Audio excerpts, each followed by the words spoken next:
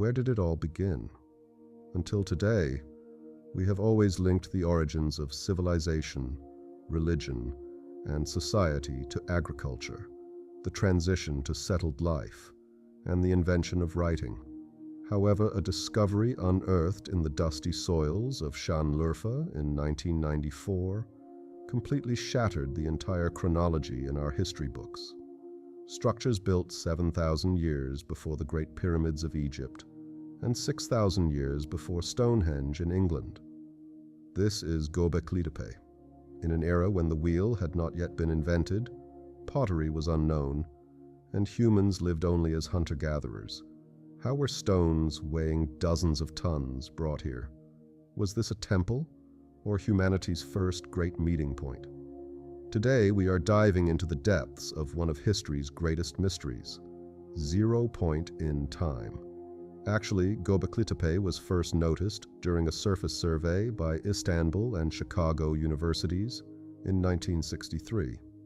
However, archaeologists of that period thought the limestone blocks on the surface were just an ordinary Byzantine cemetery or a medieval military outpost, so they didn't dwell on it. That was until 1994, when German archaeologist Klaus Schmidt, who had previously worked on the Nevala Chori excavations in the region, realized these stones held a much more ancient secret.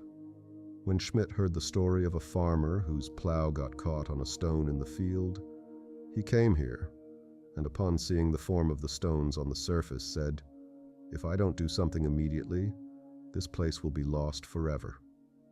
As the excavations began, the scene that emerged shocked the world. Massive T-shaped pillars and wild animal figures masterfully carved onto them. Before his passing, Schmidt would describe this place with these words: "This is the first holy place humanity ever built, the first center of pilgrimage." The most striking feature of Göbeklitepe is the massive T-shaped obelisks, reaching 6 meters in height and weighing between 40 to 60 tons. According to archaeologists, these pillars are actually stylized human figures. If you look closely at the sides of the pillars, arms, belts, and even loincloths made of fox fur can be clearly seen. However, the most chilling detail is that these figures have no faces. This reinforces the idea that they represent not ordinary people, but divine beings, ancestors, or the spiritual leaders of that era. The craftsmanship on the pillars is staggering. In an age when metal tools, and even pottery, were not yet known, figures such as lions, snakes, cranes, spiders, and scorpions were carved with three-dimensional vitality using small carving tools made of flint. Particularly, the details on the famous lion pillar prove that the people of that time were not just concerned with survival. They possessed a tremendous aesthetic sense and mythological depth. Even more surprising is the transportation of these massive blocks. The nearest stone quarry is hundreds of meters away. In an age without wheels or pack animals, hundreds of people had to pull a 40-ton stone block at the same time, in the same rhythm. This shows us that the builders of Göbeklitepe were not just hunters. They possessed serious engineering knowledge, a complex division of labor, and most importantly, a common belief system that could bring thousands of people together for a single purpose. While humans in the rest of the world lived in caves or simple shelters, a massive architectural revolution was taking place right here. The greatest dogma of historical science was this: humans first settled down, started farming, and after their bellies were full, they developed religion and art in their spare time. However, Göbeklitepe turned this theory upside down.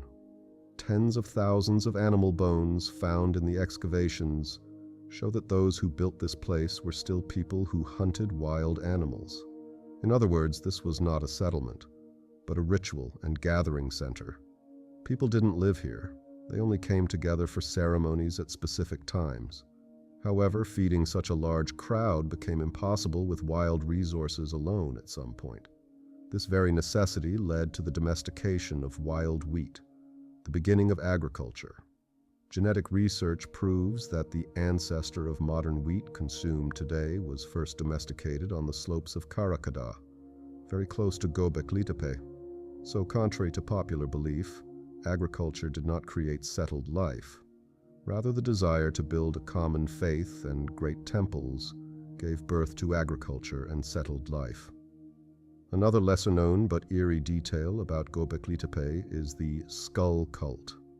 Examinations of some human skulls found in the excavations show that the holes and grooves on these bones were intentionally made after the skull was defleshed. Archaeologists believe that Göbeklitepe may have been a center where the souls of the dead were sent to the sky.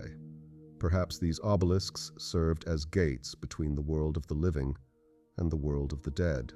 Additionally, a relief of a female figure in one of the structures resembles a woman giving birth, suggesting that this was a place celebrating that thin line between life and death. The biggest mystery of Göbeklitepe is how it ended. This center, active for about 1,500 years, was abandoned around 8000 BCE, never to be used again. But it wasn't just abandoned. It was consciously covered, layer by layer, with tons of soil, debris, and waste. They buried it with their own hands, like a time capsule. Why did they go to such trouble?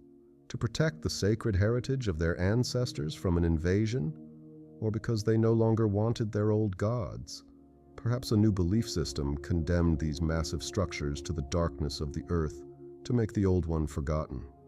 Whatever the reason, this burial process allowed Göbeklitepe to reach the present day, protected from natural disasters and human destruction for thousands of years.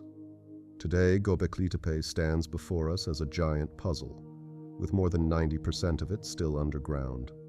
Dozens of other circular structures detected by ground-penetrating radar are waiting to be unearthed. With every new excavation season, a new and surprising paragraph is added to the story of humanity. This is not just the heritage of Anatolia, but the common heritage of all humanity and the starting point of our memory. Perhaps modern human arrogance caused us to see our ancestors as primitive hunters, but Göbeklitepe whispers this to us. They were much smarter, possessed a much deeper spirituality, and were organized enough to manage nature while being one with it. Today, we stand upon the first steps they took and the dreams they built thousands of years ago. That's all for today from the 0 point of history, the first awakening of humanity. See you in the next mystery. Stay tuned.